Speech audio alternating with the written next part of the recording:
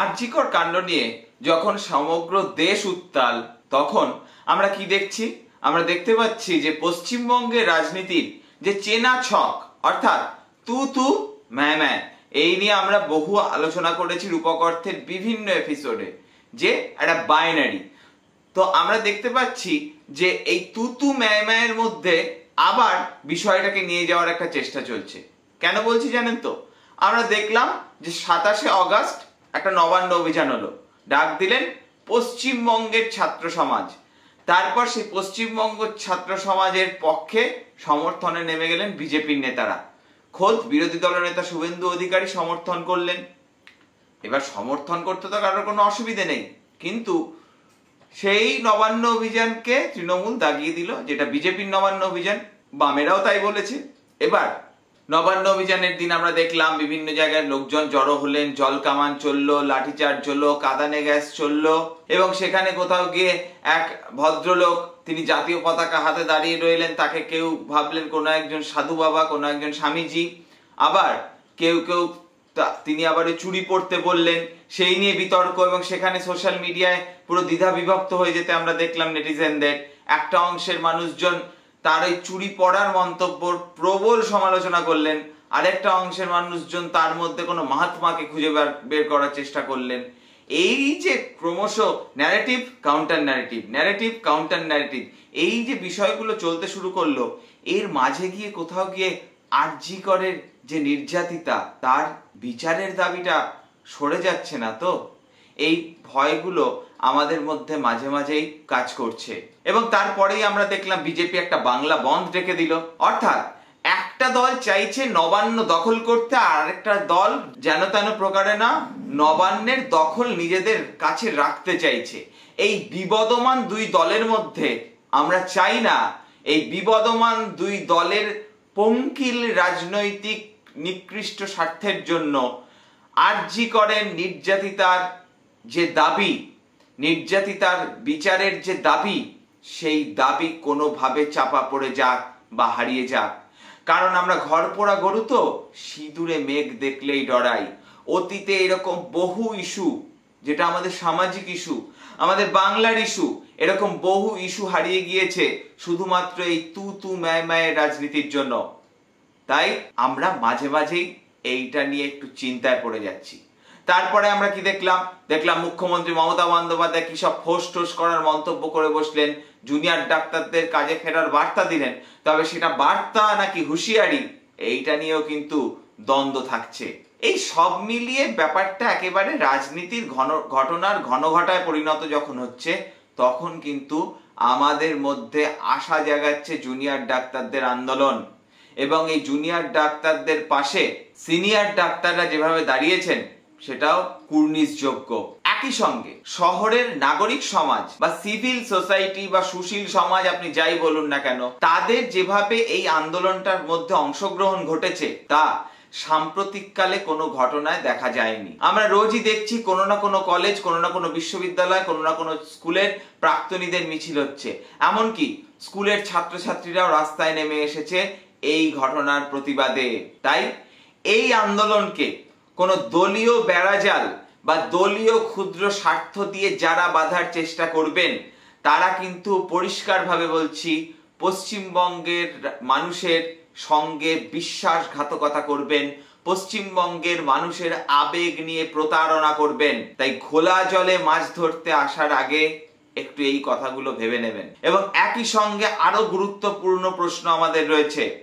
আমরা যেমন ভাবে কলকাতা পুলিশ এবং রাজ্য পুলিশের ব্যর্থতা নিয়ে সরব হয়েছি, বিশেষ করে কলকাতা পুলিশের ব্যর্থতা নিয়ে সরব হয়েছি, এবং তার জন্য তৃণমূল পরিচালিত রাজ্য সরকারকেও আমরা কাঠগড়ায় দাঁড় করিয়েছি সাধারণ মানুষ, ঠিক তেমন ভাবে আমাদের কিন্তু এবার আস্তে আস্তে মনে হয় সময় আসছে সিবিআই এর কাজকর্ম নিয়ে প্রশ্ন তোলার। CBI, central bureau investigation, CBI এর ট্র্যাক রেকর্ড সেই রবীন্দ্রনাথ ঠাকুরের নোবেল চুরি যাওয়া থেকে শুরু করে হাল আমলে সারদা নারদা বিভিন্ন বিষয় আমরা দেখেছি। সিবিআই এর তদন্তের অগ্রগতির কিরকম রূপ হতে পারে, এমনকি বকটুই কেসেও আমরা দেখেছি।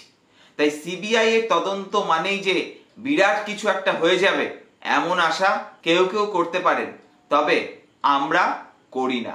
তাই সিবিআই এর উপর আমাদের চাপ তৈরি করতে হবে। কারণ অনেকেই বলছেন এটা কোর্ট মনিটরিং ইনভেস্টিগেশন। আমরা বলছি কোর্ট মনিটরিং নয়, পাবলিকের মনিটরিং এ থাকতে হবে এই ইনভেস্টিগেশন। তার কারণ যদি জনগণের আন্দোলন, রাজপথের আন্দোলন স্তিমিত হয়ে যায়, তাহলে সিবিআই এরও তাদের চেনা ছকে খেলতে বেশি সুবিধা হবে। মানে ওই যেমন আমরা দেখি দুর্গাপুজোর আগে আপনার আকাশে পেঁচা পেঁচা তুলোর মতো মেঘ দেখলে বোঝা যায় দুর্গাপুজো আসছে, ঠিক তেমন ভাবে পশ্চিমবঙ্গে সিবিআই এর রেড বা ইডি রেড দেখলে বোঝা যায় যে ভোট আসছে। আমরা অন্তত এই ইস্যুটাকে নিয়ে এমন ভাবে খেলতে দেব না, এটা পরিষ্কার ভাবে আমরা জানাতে চাই।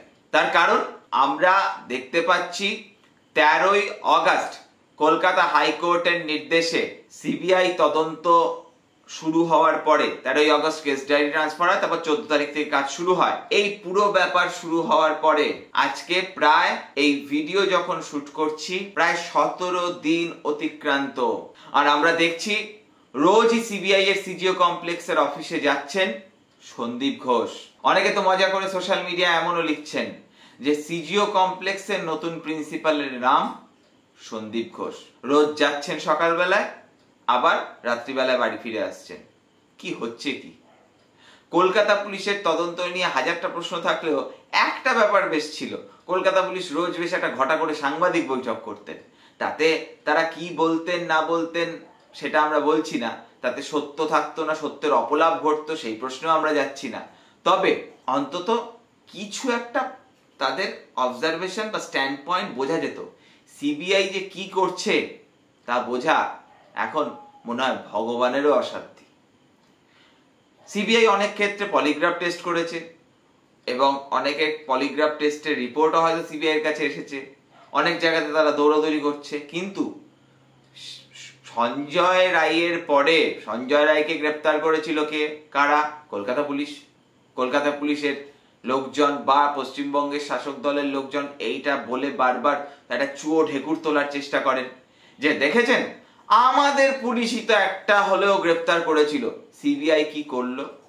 আমরা না এই আরজি করের ইস্যুটাকে CBI versus Kolkata police, BJP versus TMC, Bengal versus বেঙ্গলের বাইরে, স্থানীয় ভার্সেস বহিরাগত, বাঙালি ভার্সেস অবাঙালি, এইভাবে দেখতে রাজি নই। দোষী ভার্সেস সাধারণ মানুষ, এইভাবে দেখতে রাজি আছি। তাই সিবিআই যেন আন্দোলনটাকে লঘু করে না দেখে এবং সিবিআই তদন্তে ঢিলেমি দিয়ে যেন কলকাতা পুলিশ বা পশ্চিমবঙ্গের রাজ্য সরকারের ভূমিকাকে জাস্টিফাই করার সুযোগ না করে দেয়, এটা আমরা স্পষ্ট করে বলতে চাই। না হলে ইতিমধ্যে স্লোগান উঠতে শুরু করেছে, সিবিআই কে চেপে ধর, জাস্টিস ফর আরজি কর। এই স্লোগানের তীব্রতা কিন্তু আরো বাড়বে। আমরা সকলে চোখ রাখবো 5ই সেপ্টেম্বর সুপ্রিম কোর্টে শুনানি রয়েছে, সেই শুনানির দিকে আমাদের সকলের নজর থাকবে। সেখানে সিবিআই কি মুশিক প্রসব করে নাকি কি অশ্বডিম্ব প্রসব করে সেই দিকে আমাদের কড়া দৃষ্টি থাকবে। তাই আমি আমাদের দর্শকদের কাছে হাত জোর করে অনুরোধ করব, আপনারা কলকাতা পুলিশের বিরোধিতা করতে গিয়ে সিবিআই এর ভক্ত হয়ে যাবেন না, কারোর ভূমিকাকেই একেবারে আতশ কাচের ঊর্ধ্বে রাখবেন না। সিবিআই এর ট্র্যাক রেকর্ডও খুব একটা গৌরবান্বিত হওয়ার মতো কিছু নয়। তাই যার যার ভুল বা ফ্লস বা ঢিলেমি আমাদের চোখে পড়বে তাদেরই সমালোচনা করতে হবে, কারণ আমাদের দায় কোনো রাজনৈতিক দলের প্রতি নেই, একমাত্র দায় ওই নির্যাতিতার প্রতি, তার পরিবারের প্রতি, যে পরিবারটা আজ সবকিছু হারিয়েছে। তাই আমাদের বার্তা স্পষ্ট। দেখতে থাকুন রূপক অর্থে। আজকের এপিসোড যদি আপনাদের ঠিকঠাক লেগে থাকে তাহলে লাইক করে দেবেন, আর যদি পছন্দ না হয় ডিসলাইক করে দেবেন নির্দ্বিধায়। দেখা হচ্ছে অন্য কোনো এপিসোডে।